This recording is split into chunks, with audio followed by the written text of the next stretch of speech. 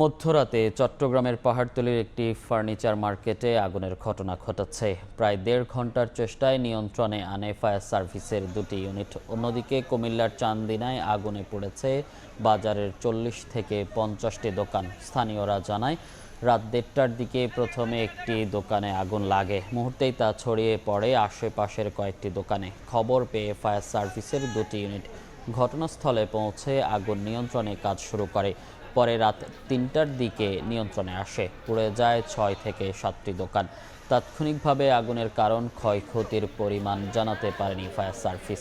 এদিকে কুমিল্লা চান্দিনার মাথাইয়া বাজারে রাত ১২টার দিকে আগুন দেখতে পান ব্যবসায়ীরা। খবর পেয়ে ঘটনাস্থলে পৌঁছে আগুন নিয়ন্ত্রণে আনে ফায়ার সার্ভিসের ৬টি ইউনিট।